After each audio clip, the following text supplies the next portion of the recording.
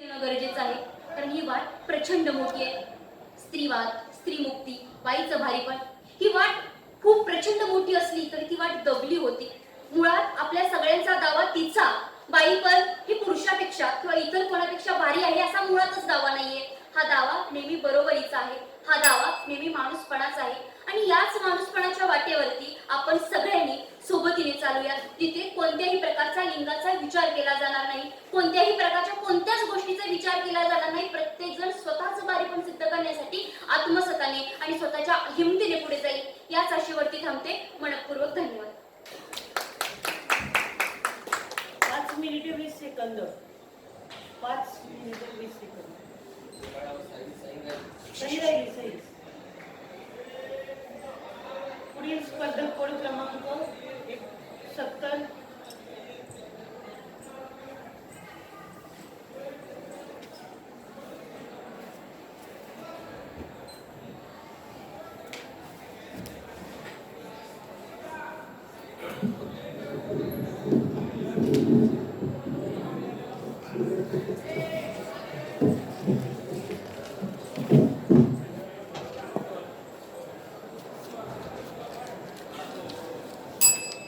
मानवी भावभावनांचे विरेचन होण्यासाठी पुरातन काळात माणसाने भित्तिचित्र, कातळ शिल्प अशा अनेक माध्यमांचा वापर केला. पुराश्म युगात निसर्गाच्या मार्गदर्शनाखाली तयार केलेली उच्चारिक्त भाषा ही माणसाने तयार केलेली सर्वांग सुंदर निर्मिती होती. गुहांमध्ये निसर्ग रेखाटण्यापासून शब्दांमध्ये निसर्ग फुलवण्यापर्यंतच्या प्रवासात त्याच माणसाने त्याच व्यक्तित्वाच्या जोरावर निसर्गापासून वेगळं होण्याचा वेडा अट्टहास केला. मला वाटतं कदाचित हेच संसाराच्या साऱ्या दुःखांचं मूळ होतं. याच दुःखांपासून लांब जाण्यासाठी त्या जात्यावर तळत असताना त्याच दुःखांवर ओव्या रस्ता आला तर निसर्गाकडे विसावा म्हणून पाहण्याऐवजी तेच निसर्ग आयुष्याचं तत्वज्ञान बनलं तर रानावर प्रेम करता करता तेच सर्वस्व झालं तर परतीच्या प्रवासाची हीच गोष्ट सांगण्यासाठी विषय मांडतो भुई आणि नभाला चैतन्य देणारा रानकवी नादो महानोर. आपण महानोरांना रानकवी का म्हणतो? कारण गपसप मधून महानोर लोककथा सुद्धा लिहितात. अजिंठासारख्या महाकाव्यामध्ये स्वतः फक्त निवेदकाची भूमिका पार न पाडता गिरबाजूच्या प्रेमकथेमध्ये स्वतःची असलेली गुंतवणूक सुद्धा समोर लिहितात. किंवा गांधारी सारख्या कादंबरीमधून स्वातंत्र्योत्तर काळातल्या गावांच्या उद्ध्वस्तीकरणाची गोष्ट सुद्धा लिहितात. किंवा तोडण्यासाठी नसतोच कधी, जोडण्यासाठी धर्म असं म्हणत खरा धर्म सुद्धा शिकवतात. रानातल्या कवितांच्या पलीकडे जाऊन सुद्धा महानोर कायम रानकवी का राहिले या प्रश्नाचं उत्तर शोधण्यासाठी आपल्याला पहिल्यांदा चैतन्याचा अर्थ समजून घ्यावा लागेल. तो चैतन्याचा अर्थ सांगत असताना नभ आणि भुईला चैतन्य देणं म्हणजे नभ आणि भुईला जिवंत करणं, कारण चैतन्य म्हणजे जिवंतपणा असतो. मला वाटतं फक्त नभ आणि भुईचं अस्तित्व मान्य करणं होत नाही, तर नभ आणि भुईला जेव्हा व्यक्तित्व बहाल केलं जातं ना, तेव्हा नभ आणि भुईला चैतन्य मिळत जातं. आणि नभाला, भुईला, निसर्गाला, जंगलाला एकदा ते व्यक्तित्व बहाल करता आलं ना, तर निसर्गाला सुद्धा शरीर मिळतं. त्या शरीराला अवयव फुटतात आणि त्या अवयवांमधनं निसर्ग तुमच्याशी बोलायला लागतो. म्हणून महानोरांना आयुष्यातली पांजर सांगत असताना जंगलातली पांजर मांडता आली आणि आयुष्यातल्या सुखदुःखाचा शोध घेत असताना वसंतातला फुलोरा सुद्धा मांडता आला. निसर्गावर कविता करणं आणि निसर्गाला शरीर अर्पण करून त्या निसर्गाचा माणूस बनवणं यांमधला मूलभूत फरक आपल्याला पहिल्यांदा समजून घ्यावा लागेल. म्हणून केशवसूत, बालकवी किंवा अगदी ना. द. देशपांडेंसारख्या कवींची तुलना महानोरांना स्वतःला मान्य नव्हती हे आधी समजून घ्यावं लागेल. प्रतिभा आणि प्रतिमा ही त्यांनी जेव्हा विजयराजाध्यक्ष चंद्रकांत पाटील, रामदास भटकळ यांना मुलाखत दिली होती, त्या मुलाखतीमध्ये महानोर स्वतः म्हणाले होते की या बालकवी किंवा केशवसूतांची तुलना मला मान्य नाही, कारण हे निसर्ग कवी आहे. माझा निसर्ग, माझं रान या सगळ्यांपेक्षा वेगळं आहे. त्याच्यामुळे या कवीची तुलना टाळण्याचा मला मोह होतो. आणि मला वाटतं महानोर हे कालिदास आणि बहिणाईला समांतर जाताना मला वाटतं. म्हणजे बहिणाई जेव्हा लिहायला लागते, वाऱ्यावर डोलणारी पानं दंग देवाच्या भजन, मला वाटतं त्या पानांना चैतन्य बहाल करण्याचं काम बहिणाईने सुद्धा केलं होतं. किंवा कालिदासाने प्रेमावर महाकाव्य लिहित असताना मेघाला दूध मानण्याचं काम म्हणजे मेघाला चैतन्य अर्पण करण्याचं काम केलं होतं. महानोर सुद्धा याच वाटेवरून पुढे जातात. निसर्गाचं वर्णन करणं म्हणजे रानकवी असणं होत नाही, तर निसर्ग माणसाचं जेव्हा वर्णन करू लागतो ना, तेव्हा रानकवी होता येतं.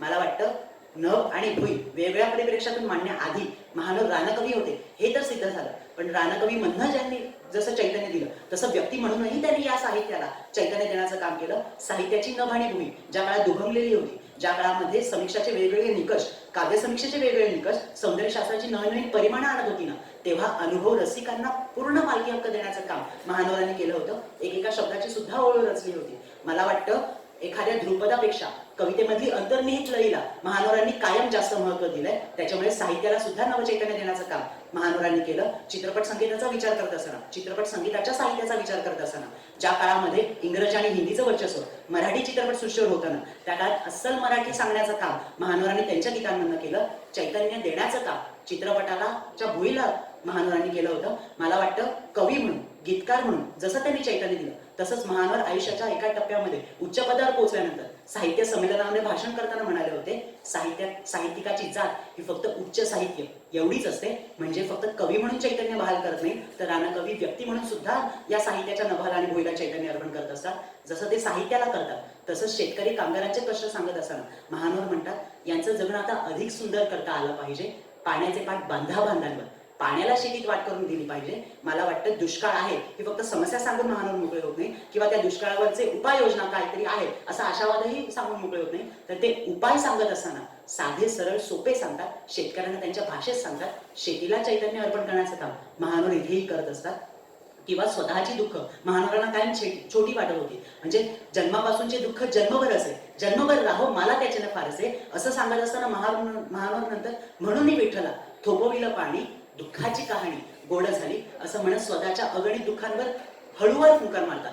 पण स्वतःचं ज्यांच्यावर प्रेम आहे अशा शेतकऱ्यांच्या दुःखांवर मात्र ते हळूवार फुंकर घालायला तयार होत नाही. त्या शेतकऱ्यांच्या दुःखांवर बोलत असताना त्या शेतकऱ्यांनी आत्महत्या करू नये म्हणून पुस्तकं लिहितात, किंवा हा काळोखाचा रस्ता आपला नाही, राजा रस्ता आपला नाही असं प्रेमाने सांगत त्या शेतकऱ्यांना एक नवीन चैतन्य देण्याचं काम करतात. जसं शेतकऱ्यांना चैतन्य देण्याचं काम केलं, तसं तिचा आभार, तिचं नवघाला चैतन्य देण्याचं सुद्धा काम महानवरांनी केलं होतं. आणि तिचा आभार आणि तिचं नव सांगत असताना महानवर ज्या काळामध्ये स्त्रीचं स्त्रीत्व हे नवरा असण्यावर ठरत होतं, त्या काळामध्ये महानवरांनी रचलेली स्त्री मात्र मी मुंडक्या संसाराची लाज टाकली असं म्हणते.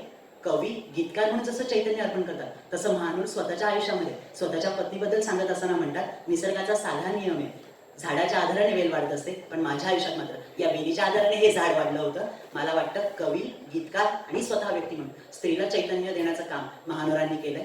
त्याच्या पुढे जात असताना स्वातंत्र्याचा जेव्हा आपण विचार करतो, तेव्हा स्वातंत्र्योत्तर काळामध्ये सुद्धा महानवरांनी गीतं रचली होती, जेणेकरून स्वातंत्र्याचं चैतन्य इतर लोकांमध्ये निर्माण होईल. पण ते स्वातंत्र्य मिळाल्यानंतर जेव्हा परिस्थिती बदलली नाही, त्या परिस्थिती बदलल्यानंतर भितऱ्या स्वातंत्र्यात आम्हा माया कशी गाली असं सुद्धा म्हणाले, किंवा सावरू दे थोडे खुर्च्या करू चोळ्यामुळा असा सत्ताधीशांचा माज उतरण्याचं सुद्धा काम केलं. या सगळ्या परिप्रेक्षामधनं नभ आणि भुईचं चैतन्य मांडल्यानंतर मला पर्यावरणाचा राह सुद्धा मांडणं महत्वाचं वाटतं. कारण महानवरांना नभ आणि भुई ही सगळ्यात जवळची वाटत होती. आपल्याला सुद्धा नभ आणि भुई रोज दिसते, पण कधीतरी एकदा तरी वेगळ्या दृष्टिकोनातून, आपल्यापणाच्या दृष्टिकोनातून कधीतरी नभ आणि भुईला बघता यावं यासाठी महानवरांनी वेगवेगळ्या जाणीवेनं नभ आणि भुईला मांडणं म्हणजे नभ आणि भुईला चैतन्य अर्पण करणं असं मला वाटतं.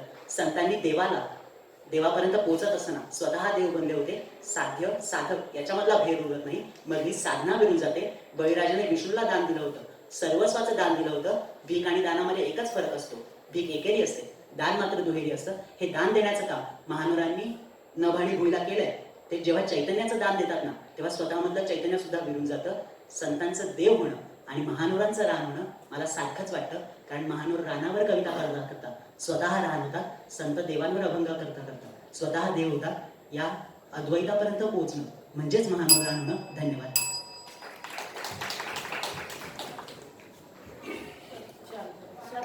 7 मिनिटे 4 सेकंद.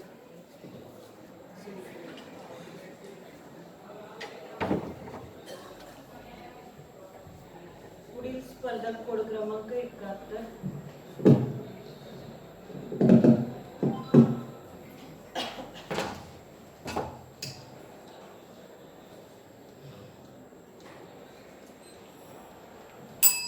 नमस्कार.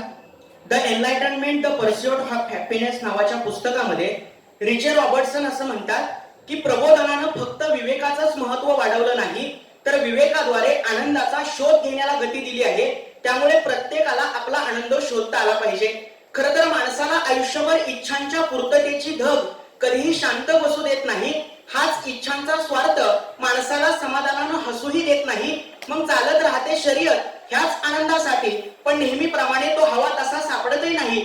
शेवटी धावत धावत पाय थकतात, धापांनी छाती फुटून जाते. मग माणूस थांबतो. मग तेव्हाच माणसाला कळते की जो आनंद शोधतोय मी बाहेर, तो तर माझ्यामध्येच होता ना. कारण आनंद म्हणजे कस्तुरी आणि माणूस म्हणजे कस्तुरी मृग. हाच माझ्यात असणारा आनंद तुमच्यामध्ये परावर्तित करण्यासाठी उभा आहे. कोड क्रमांक 71 विषय बोलतोय. चला आनंद वाटूया.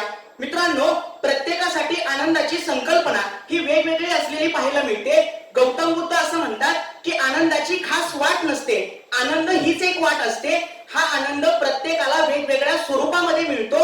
आस्वादातला आनंद, नवनिर्मितीतला आनंद, जगण्यातला आनंद, शिकण्यातला आनंद, सर्जनशील अभिव्यक्तीमधला आनंद, जगण्याच्या सहजतेत, सजगतेत, सर्जनशीलतेत आणि क्रियाशीलतेमध्ये सापडणारा आनंद, ह्याच आनंदाकडती सामाजिक मूल्य म्हणून सुद्धा पाहिलं जातं. कोणत्याही प्रक्रियेमध्ये असणारा आनंद हा निकालापेक्षा सुद्धा मोठा असतो. मग मित्रांनो, चला आनंद वाटूया असं म्हणत असताना हा आनंद वाटण्यासाठी चला आधी माणसांची दुःख वाटून घेऊया आणि त्यांच्या आयुष्यामध्ये आनंद निर्माण करूया. याच्यासाठी आपण प्रयत्नशील राहिलं पाहिजे. काही माणसं आयुष्यभर जळतात, काही माणसं मरताना जळतात, तर काही माणसं मृत्यूनंतर जगतात. आयुष्यभर जळणारी माणसं स्वतःच्या दुःखानं जळतात, मरताना जळणारी माणसं स्वतःच्या कर्मानं जळतात, तर मृत्यूनंतर ही जगणारी माणसं ही सत्सद विवेक बुद्धीच्या विचारांच्या पटलावरती जगत असतात. अशा माणसांचं आयुष्य हे इतरांच्या कल्याणासाठी व्यतीत झालेलं असतं. अशी माणसं इतरांच्या आयुष्यामध्ये आनंद वाटण्यासाठी त्यांची दुःख वाटून घेण्याचं काम केलं जातं. आनंदाच्या मैफिलीचा राजा पु ल देशपांडेंना म्हटलं जातं. या पु ल देशपांडेंनी साहित्याच्या माध्यमातून आनंद वाटण्याचं काम केलं. याच पु ल देशपांडेंच्या सांगण्यावरून डॉक्टर अनिल अवचटांनी मुक्तांगण नावाची संस्था उभी केली आणि व्यसनग्रस्त लोकांच्या आयुष्यामध्ये आनंद वाटण्याचं काम केलं. चला आनंद वाटूया असं म्हणत असताना चला आधी माणसांची दुःख वाटून घेऊया, याच्यासाठी आपण प्रयत्नशील राहिलं पाहिजे. मग मित्रांनो, प्रश्न पडतो की आनंदच का नेमका वाटायचा? लंडन विद्यापीठाचे नॅट रुदरफोर्ड यांनी 2016 साली एक सर्वेक्षण केलं होतं. त्या सर्वेक्षणाच्या माध्यमातून ते लोकांना प्रश्न विचारायचे की तुम्हाला तुमच्या आयुष्यामध्ये तुमच्या सर्व इच्छांची पूर्तता करायची आहे की तुम्हाला आयुष्यभर आनंदी राहायचं आहे.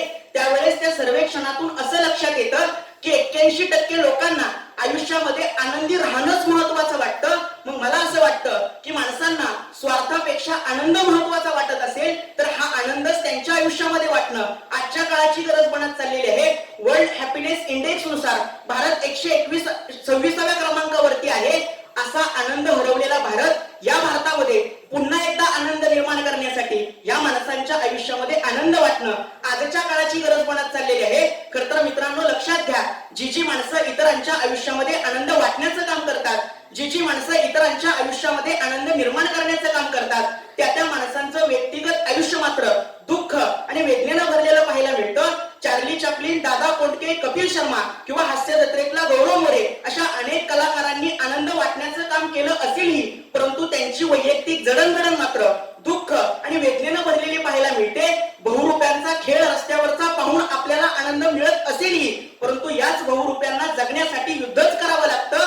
तमाशा कलावंतांचा तमाशा बघून माणसं आनंदी होत असतीलही, परंतु याच तमाशा कलावंतांना कलेसाठी भुकेला विसरावं लागतं. म्हणजे ज्याच्या माणसांच्या आयुष्यामध्ये स्वतः दुःख, वेदना, संघर्ष असलेला पाहायला मिळतो, त्या माणसांनी मात्र इतरांच्या आयुष्यामध्ये आनंद निर्माण करण्याचं काम केलेलं पाहायला मिळतं, आनंद वाटण्याचं काम केलेलं पाहायला मिळतं. त्यामुळे आपण सुद्धा आपल्या आयुष्यामध्ये इतरांच्या आयुष्यामध्ये आनंद वाटण्याचंच काम केलं पाहिजे. मग मित्रांनो, चला आनंद वाटूया असं म्हणत असताना हा आनंद प्रत्येकाच्या आयुष्यामध्ये वाटण्यासाठी काही मर्यादा पडताना पाहायला मिळत आहेत. मग चला आनंद वाटूया, याच बरोबर तुम्ही आम्ही चला आनंद शोधूया आणि आनंदी राहूया, याच्यासाठी आजच्या काळामध्ये प्रयत्नशील राहणं महत्वाचं आहे. सदरा बदललेली माणसं नावाच्या पुस्तकामध्ये मनोहर सोनवणे असं लिहितात की सदरा बदलावा तसा आजचा भोवताल बदलत चाललेला आहे. आज माणसांच्या जगण्यामध्ये कमालीची अनिश्चितता, ढासळती मूल्य व्यवस्था, वाढता चंगळवाद, प्रचंड एकाकीपण वाढत चाललेलं आहे. Empty mind is devil's workshop, रिकामं मन हे सैतानाचं घर असतं. अशी रिकामी मन घराघरामध्ये दुःख, दैन्य, नैराश्य आणि वैफल्यानं खचून गेलेले आहेत. अशा खचून गेलेल्या रिकाम्या मनांच्या आयुष्यामध्ये आनंद वाटणं किंवा त्यांनी आपल्या आयुष्यामध्ये आनंद शोधणं ही आजच्या काळाची गरज बनत चाललेली आहे. खरं तर मित्रांनो, विषयामध्ये चला आनंद वाटूया असं असताना आनंद वाटूया हे शब्द जितके महत्वाचे आहेत, तितकाच मला चला आणि त्याच्या पुढचं उद्गारवाचक चिन्ह हा सुद्धा शब्द महत्वाचा वाटतो. कारण चला हा शब्द माणसाला स्थितीशीलतेतून गतिशीलतेकडे आणि गतिशीलतेतून कृतिशीलतेकडे ती नेणार आहे. चला हा शब्द चळवळ दर्शवण्याचं काम करतो. म्हणून ही आनंद वाटण्याची चळवळ इतरांच्या आयुष्यामध्ये नवसंजीवनी निर्माण करणारी आहे. याच्यासाठी आयुष्यामध्ये आपण किती आनंदित आहोत याच्याबरोबरच आपल्यामुळे किती आनंदित आहेत याच्यासाठी प्रयत्नशील राहणं महत्वाचं आहे. आणि या माणसांच्या आयुष्यामध्ये आनंद वाटणं आणि आपणच आपला आनंद शोधणं ही आजच्या काळाची गरज बनत चाललेली आहे. हसणे जरी स्वभावात आहे तरी जिंदगी भाकरीच्या दबावात आहे. असं असणाऱ्यांचं जगणं, वंचितांच्या आयुष्यामध्ये आनंद वाटणं गरजेचं आहे. तो आनंद तुमच्या आमच्या आयुष्यामध्ये निर्माण करूया आणि इतरांच्या आयुष्यामध्ये सुद्धा तो वाटूया. याच्यासाठी तुम्ही आम्ही प्रयत्न करूया. चला आनंद वाटूया, विसरून सारे जुने नव्हे. चला आनंद शोधूया, चला आनंद वाटूया, चला आनंद वाटूया. मनपूर्वक धन्यवाद. 6 मिनिटे 31 सेकंद. सही करायची. पुढील स्पर्धक कोड क्रमांक 72.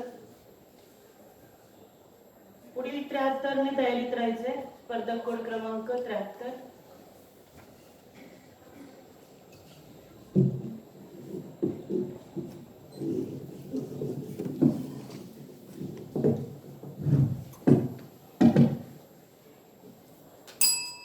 नमस्कार. आपण स्वतःला होमोसेपियन म्हणजे शहाणा माणूस असं म्हणून घेतो, कारण बुद्धिमत्ता ही आपल्यासाठी अत्यंत महत्वाची आहे. कारण ती अशी मानसिक क्षमता आहे जिच्यामुळे तर्क करणं, समस्या सोडवणं, अमूर्तपणे विचार करणं, जटिल कल्पना समजून घेणं, अनुभवातनं शिकणं, सर्जनशीलता यासारख्या अनेक गोष्टींचा समावेश होतो. मग आता फक्त 1.25 ते 1.5 किलो वजनाच्या ज्या इंद्रियामध्ये ही बुद्धिमत्ता सामावलेली आहे तो मानवी मेंदू आसमंताचं आकलन, विचार, विश्लेषण, नवनिर्मिती, पूर्वानुमान, भाकित करणं यासारख्या गुंतागुंतीच्या गोष्टी कशा करू शकतो आणि आपल्यापेक्षा कितीतरी पटींनी मोठं असलेलं हे सभोवतालचं जग कसं हाताळू शकतो हे समजून घेण्याचा प्रयत्न मानवाने हजारो वर्षांपासून केलेला आहे. अशातच 20व्या शतकामध्ये शास्त्रज्ञ ॲलन ट्युरिंग यांनी यंत्र विचार करू शकतील का असा प्रश्न विचारला आणि तिथूनच बुद्धिमान यंत्रांचं युग सुरू झालं आणि कृत्रिम बुद्धिमत्तेचा जन्म झाला. तोच विषय घेऊन व्यासपीठावरती उभा आहे स्पर्धक कोड क्रमांक 72. विषय मांडतोय कृत्रिम बुद्धिमत्ता आणि मानवी भवितव्य. विषयाच्या सुरुवातीलाच कृत्रिम बुद्धिमत्ता म्हणजे काय हे सोप्या शब्दामध्ये आपण समजून घेतलं पाहिजे. मानवासारखी अनुभवातनं शिकण्याची क्षमता ही मशीनमध्ये व त्या चालवणाऱ्या सॉफ्टवेअर प्रोग्राम मध्ये आणणं म्हणजेच कृत्रिम बुद्धिमत्ता. आता कृत्रिम बुद्धिमत्तेचं हे क्षेत्र AAN अर्थात आर्टिफिशियल न्यूरल नेटवर्क या संकल्पनेमुळेच भरारी घेऊ शकलेलं आहे. मुळात ही संकल्पना आपल्या मानवी मेंदूची एक अनुकरण आहे, नकल आहे. मग आता कृत्रिम बुद्धिमत्तेमध्ये सर्वात जास्त वर्चस्व आहे ते म्हणजे मशीन लर्निंगचं आणि मशीन लर्निंगचा मुख्य आधार आहे ते म्हणजे हे आर्टिफिशियल न्यूरल नेटवर्कचं जाळं.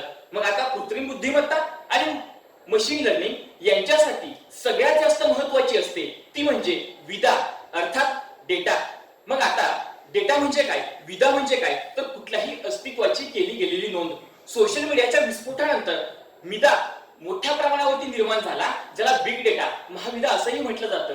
आज विदाला याच महाविदाला जोड मिळालेली आहे ती म्हणजे अल्गोरिदमची. त्यामुळे ही महाविदा आणि अल्गोरिदम यांच्या माध्यमातून यांच्या संगमामुळे भविष्यात डिजिटल हुकुमशाही निर्माण होण्याची शक्यता आपल्याला नाकारता येत नाही. कारण हे अल्गोरिदम आपल्या मानवाला इतक्या चांगल्या पद्धतीने ओळखतात, जाणतात की कुठल्याही देशाचं सरकार त्यांच्या देशातल्या नागरिकांवर नियंत्रण मिळवण्यासाठी आपल्या देशातल्या नागरिकांना काय वाटतं एवढंच फक्त सरकारला कळणार नाही तर त्यांना काय वाटायला हवं हे सुद्धा या अल्गोरिदमच्या माध्यमातून हे सरकार ठरवू शकणार आहे. त्यामुळे जैवतंत्रज्ञान आणि माहिती तंत्रज्ञान यांच्या मिलपानंतर लोकशाहीचं जे स्वरूप आता आहे ते स्वरूप तसंच राहणार नाही. भविष्यामध्ये लोकशाहीला अत्यंत क्रांतिकारी असा नवा आकृतिबंध स्वीकारावा लागेल, नाहीतर याच लोकशाहीचं डिजिटल हुकुमशाहीमध्ये रूपांतर झालेलं तुम्हाला मला दिसून येईल. आणि असं जर झालं तर लेखक जॉर्ज ऑरवेल यांना 1984 या कादंबरीमध्ये big brother is watching you असं म्हटलं होतं. त्यामुळे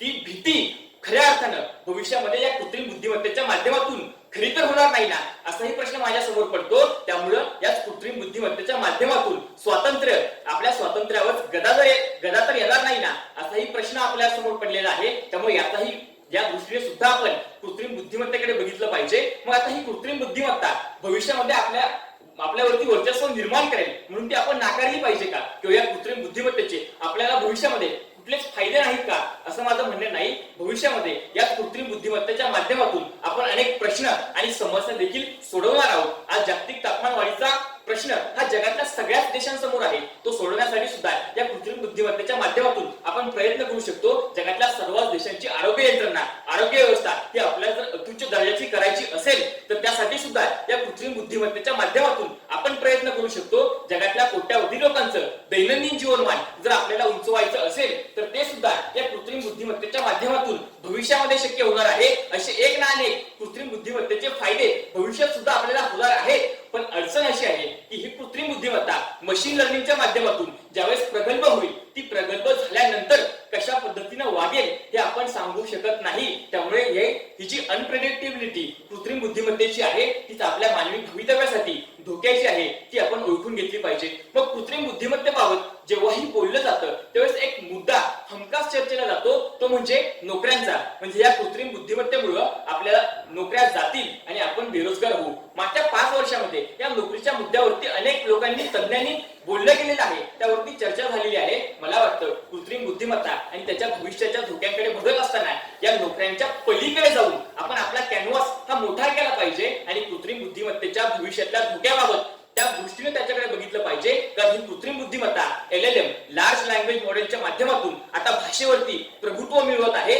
भाषा ही मानवी संस्कृतीची ऑपरेटिंग सिस्टीम आहे. जगातल्या सगळ्या संस्कृतीच्या केंद्रस्थानी ही भाषा असते. आता LLMच्या माध्यमातून ही कृत्रिम बुद्धिमत्ता ही भाषा शिकत आहे, त्या भाषेतले बारकावे, सूक्ष्मता शिकत आहे. आणि जर ही कृत्रिम बुद्धिमत्ता त्यात यशस्वी झाली तर भविष्यात याच भाषेच्या माध्यमातून त्या आपल्या सगळ्या मानवी समाजाला सुद्धा नियंत्रित करू शकते. कारण जनरेटिव्ह कृत्रिम बुद्धिमत्तेच्या माध्यमातून भविष्यामध्ये संगीत, साहित्य, धर्मग्रंथ यांची मोठ्या प्रमाणावरती निर्मिती केली जाऊ शकते आणि त्या माध्यमातून कृत्रिम बुद्धिमत्तेची एक नवी संस्कृती निर्माण होऊ शकते. ज्या संस्कृतीच्या माध्यमातून आपल्या सगळ्यांवर एक नियंत्रण प्रस्थापित केलं जाऊ शकतं. त्यामुळे निर्मात्यानं निर्मितीवरती जर अधिराज्य गाजवलं तर ते एक वेळ चालतं, पण निर्मिती जी आपण मानवाची कृत्रिम बुद्धिमत्ता ही निर्मिती आहे, ती निर्मिती जर निर्मात्यावरती अधिराज्य गाजवायला लागली तर आपलं जगणं निरर्थक होईल. त्यामुळे कृत्रिम बुद्धिमत्तेतला हा भविष्याचा धोका आपण ओळखला पाहिजे आणि त्यावरती मर्यादा आणण्यासाठी आपण पावलं उचलली पाहिजे. जागतिक पातळीवरती कृत्रिम बुद्धिमत्ता कशी वापरावी यासाठी एक नियमावली तयार करून त्याची प्रखर अंमलबजावणी आपण सर्वांनी प्रत्येक देशाने केली पाहिजे. अन्यथा रामाचा वनवास हा 14 वर्षांचा होता, प्रभू श्री रामाचा मंदिराचा वनवास 2च वर्षांपूर्वी संपलेला आहे. पण या कृत्रिम बुद्धिमत्तेवरती आपण निर्बंध आणला नाही तर भविष्यात याच कृत्रिम बुद्धिमत्तेच्या माध्यमातून आपल्याला एक वेगळ्या प्रकारच्या वनवासाला सामोरं जावं लागू शकतं. कारण असं म्हटलं जातं की it is the business of the future to be dangerous. धोकादायक असणं हे भविष्याचं वेळच्छिद्रक लक्षण आहे. त्यामुळे कृत्रिम बुद्धिमत्तेचा भविष्यातला हा धोका आपण लवकरात लवकर ओळखला पाहिजे आणि त्याच्यावरती मर्यादा आणण्यासाठी आपण प्रतिबंधात्मक उपाययोजना केल्या पाहिजेत. त्या केल्या जातील आणि या कृत्रिम बुद्धिमत्तेच्या माध्यमातून भविष्यात आपल्या मानवाच्या कुठलाच धोका निर्माण होणार नाही एवढाच आशावाद व्यक्त करतो आणि व्यासपीठाची रजा घेतो. आभार. 6 मिनिटे 54 सेकंद. सही कर. पुढील स्पर्धक कोड क्रमांक 73.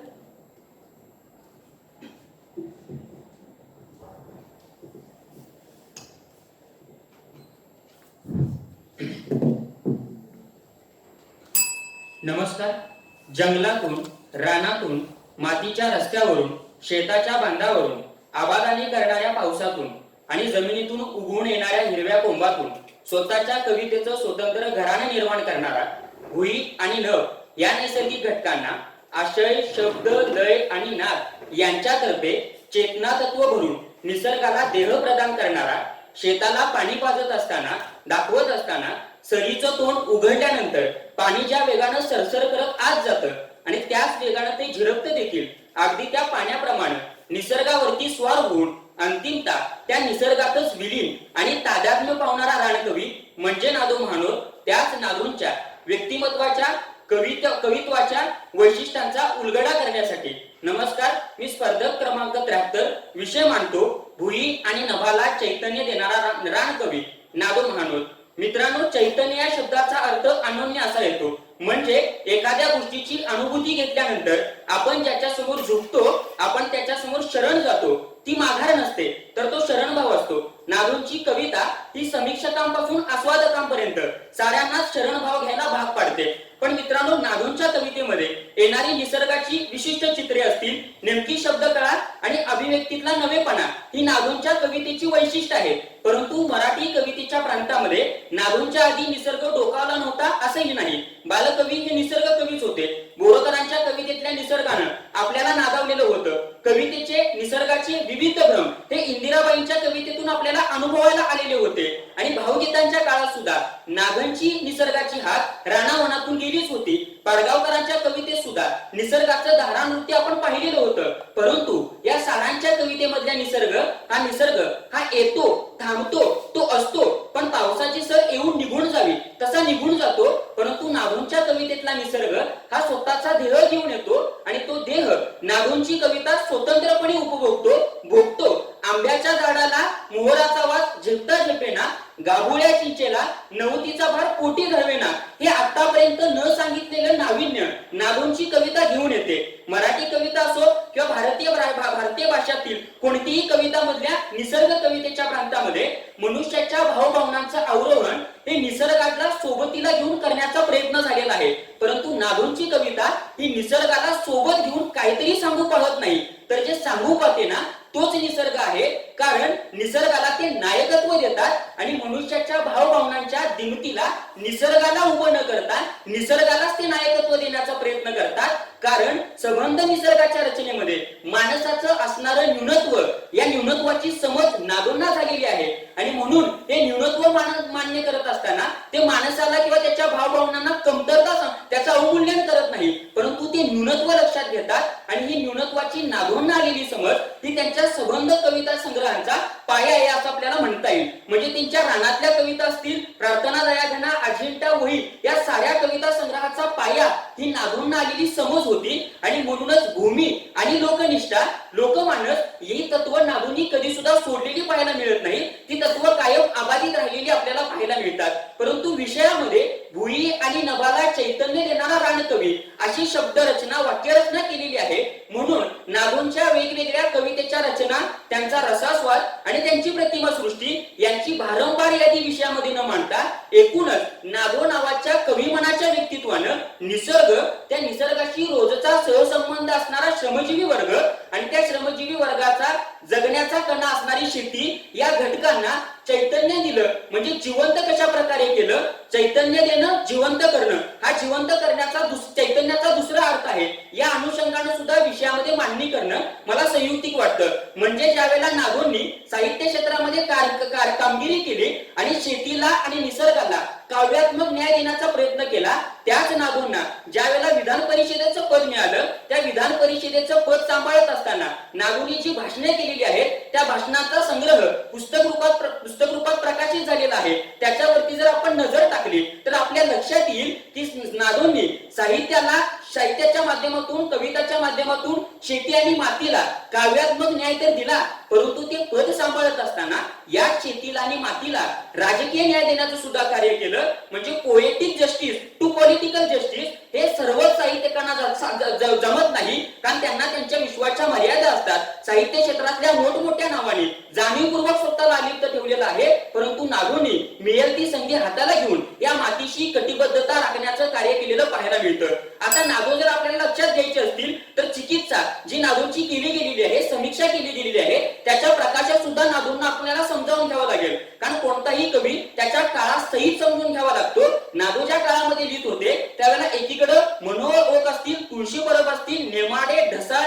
गुर्जर ते अगदी डहाके धुरी यांसारखे कवी हे मुक्त छंद म्हणजे आधुनिकतेनं आणलेली व्यामिश्रता मांडू पाळत होते, जागतिकीकरणानं आणलेले पेच मांडू पाळत होते. आणि या काळामध्ये नागो पारंपरिक पद्धतीकडे जात होते, शब्दप्रधान, तालप्रधानता मांडत होते. आणि म्हणून या साऱ्या नव्या कवींना सेटबॅक देण्याचं, मागं खेचण्याचं, त्यांना खीळ बसवण्याचं कार्य नागोंनी केलेलं आहे. अशी टीका नागोंच्या वरती झालेली आहे. परंतु या आरोपांची दखल घेत असताना मला सांगायचं आहे की नागो हे निसर्गाशी एकरूप राहिले आणि निसर्गाशी एकरूप राहत असताना ते लोकमानसाच्या मूल्यांशी सुद्धा एकरूप राहिले. त्या मूल्यांशी त्यांनी कधीही प्रतारणा केली नाही. म्हणून एखाद्या कवीची दखल घेत असताना त्यानं किती विपुलता दाखवली, किती व्यामिश्रता दाखवली, याच्यापेक्षा तो जी कविता लिहितो ना त्या कवितेतून तो तो जी जीवनमूल्य सांगत होता त्या जीवनमूल्यांची फळ दिसते का हे सांगण्या याच्यावरती तो निकष असला पाहिजे. आणि या निकषावरती नादो श्रेष्ठ ठरताना पाहायला मिळतात. विषयाच्या शेवटी जात असताना भुई आणि नभाला चैतन्य दिलं असं म्हणत असताना नादो गेल्यानंतर या भुई आणि नभाचं काय होईल याची दखल सुद्धा नादोनी घेतलेली आहे. इंद्रजित भालेराव, प्रशांत होळकर किंवा प्रकाश होळकर, प्रशांत केंद्रे यांच्यासारख्या लेखकांना नादोनी जन्माला घातलं. मग प्रकाश होळकर नावाचा कवी पिवळ्या पायाच्या साळुंक्या नावाची कविता लिहितो. त्या कविता ही नादोंच्या शैलीमध्ये लिहिलेली आहे. म्हणजे आपण गेल्यानंतर तिथली भुई आणि नभ अनाथ होणार नाही, पोरकी होणार नाही याची काळजी सुद्धा या कवीने केलेली पाहायला मिळते. मराठवाड्यातल्या म्हाताऱ्या बायकांच्या लोकगीतांचा संग्रह या माणसानं संपादित केला. भुई आणि नभाची काळजी घेत असताना मधल्या जिवंत माणसांनी मूल्याचं आणि ज्ञानाचं संचित जे निर्माण केलेलं आहे ते संचित मरून देण्याची काळजी या माणसाने केलेली पाहायला मिळते. आणि म्हणून भुई आणि नभाला चैतन्य देणारा हा रानकवी आजच्या जागतिकीकरणाच्या रेट्यामध्ये आणि भांडवलाच्या अत्युच्च टोकावरती अधिकाधिक आपल्याला आठवेल. धन्यवाद. 7 मिनिटे 13 सेकंद. पुढील स्पर्धक कोड क्रमांक 74.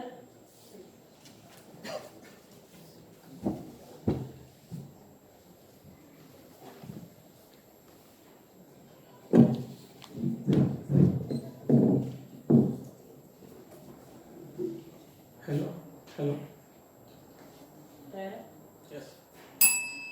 कॉम्रेड शरद पाटील त्यांच्या दासशूद्रांची गुलामगिरी नावाच्या पुस्तकामध्ये असं लिहितात की धर्म, रूढी, परंपरा ह्या स्त्रियांना परात्म करतात आणि त्यांच्यावरती वाजवी बंधनं लागतात. मग या परात्मतेतून होतं काय तर स्त्री ही स्वतःपासून दूर होते, निसर्गापासून दूर होते, समूहापासून दूर होते आणि नैराश्याच्या गर्तेमध्ये पडलेली तुम्हा आम्हाला दिसून येते. तर दुसऱ्या बाजूला संत जनाबाई या सगळ्या पितृसत्ताक परंपरा आहेत, ह्या रूढी परंपरा आहेत, धर्मानं लादलेली बंधन आहेत, या सगळ्यांना दूर सारून असं म्हणतात डोईचा पदर आला खांद्यावरी भरल्या बाजारी जाईन मी. आणि त्याच्या पुढे जाऊन असं म्हणतात स्त्री जन्म आला म्हणून न व्हावे उदास.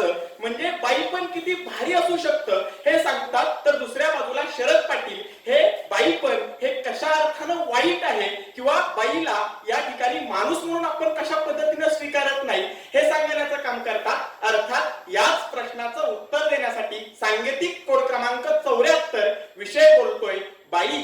बाई पण खरंच भारी का.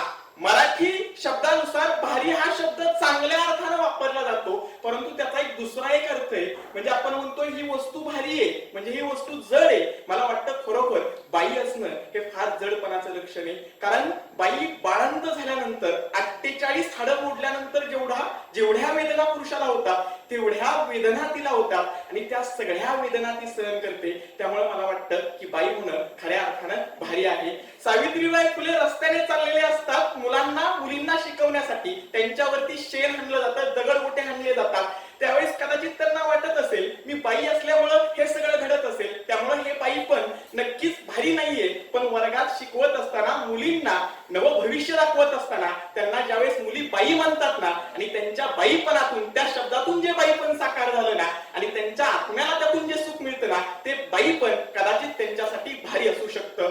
सिंधुताई सपकाळ बाईपणातून आई पण साकारतात आणि हजारो लेकरांची आई होतात. त्यावेळेस कदाचित त्यांचं ते बाईपण भारी असू शकतं. परंतु दुसऱ्या बाजूला नादिया मुरादवरती अरब स्थानावरती हजारो लोक लैंगिक गुलाम बनवून बलात्कार करतात ना, त्यावेळेस तिला जर विचारलं ना तुझं बाईपण कसं आहे, त्यावेळेस तिचं उत्तर नक्कीच माझं बाईपण हे भारी नाहीये असं असणार आहे. या ठिकाणी राजस्थानमध्ये टिंबरी नावाच्या एका मुलीला शिक्षण घेण्यापासून अडवलं जातं आणि ती उच्च शिक्षण घ्यायला जाते ना त्यावेळेस तिला जाळण्यात येतं. कदाचित ती जिवंत असती आणि तिला प्रश्न केला असता तुझं बाईपण कसं आहे, तर वाटतं कदाचित तिनं सुद्धा हेच उत्तर दिलं असतं की माझं बाईपण हे नक्कीच भारी नाहीये. फमू शिंदे त्यांच्या एका लेखामध्ये फार सुंदर म्हणतात. ते असं म्हणतात की एखाद्या पतीला रात्री त्याच्या पत्नीचा केस हा मधुचंद्रासारखा वाटतो, परंतु सकाळी तोच जर केस त्याच्या पत्नीचा भाजीमध्ये सापडला तर तो तिला अपशब्द वापरतो. म्हणजे भूक बदलली की भावना बदलतात. मला वाटतं स्त्रियांच्या प्रती असणाऱ्या भावना आणि त्यातून जे बाईपण साकारलं गेलंय ना या पितृसत्ताक परंपरेमध्ये ते नक्कीच मला असं वाटतं की भारी नाहीये.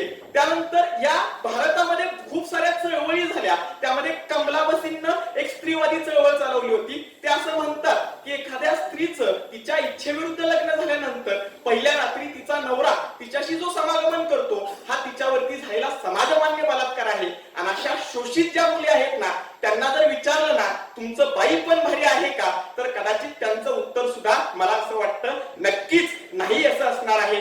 गौरी देशपांडेंनी स्त्रीवादी साहित्य लिहिलेलं आहे. हे सगळं स्त्रीवादी साहित्य तुम्ही ज्यावेळेस अभ्यासाल ना त्यावेळेस तुमच्या लक्षात येईल की नक्कीच बाई पण भारी नाहीये. ज्ञानेश्वर जाधवरांची कोयता नावाची एक कादंबरी आहे. त्यामध्ये बाळंत झाल्यानंतर एका आठवड्यामध्ये हातात स्त्रीला कोयता घेऊन ऊस तोडायला जावं लागतं. त्यावेळेस कदाचित तिला विचारलं ना तुझं बाई पण भारी आहे का, तिचं उत्तर नक्कीच नाही असं असणार आहे. इंदिरा गांधी या ठिकाणी पंतप्रधान होतात. पितृसत्ताक परंपरा, व्यवस्था, पुरुषी मानसिकता या सगळ्यांना छेद देतात आणि पाकिस्तानचे 2 तुकडे करतात आणि आयर्न लेडी म्हणून नावारूपाला येतात ना त्यावेळेस कदाचित त्यांचं बाई पण मला भारी वाटायला लागतं. परंतु इथं मालाला इसूक ज्यावेळेस पाकिस्तानमध्ये मुलांना शिकवायला लागते म्हणून तिच्यावरती गोळ्या झाडण्यात येतात ना त्यावेळेस कदाचित तिला मिळालेलं बाई पण हे मला कधीच भारी वाटू शकत नाही.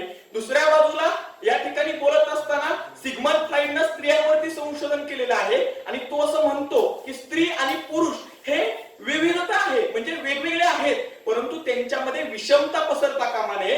मला वाटतं स्त्री आणि पुरुषांमधली विविधता आपण स्वीकारली पाहिजे परंतु त्याच्या पलीकडे जाऊन आपण बाईला एका विशिष्ट चौकटीमध्ये बंदिस्त करून ठेवलेलं आहे ना ते कुठंतरी चुकीची गोष्ट आहे. ते बाई पण कुठंतरी मला वाटतं खऱ्या अर्थानं माणुसकीला काळीमा फासणार आहे.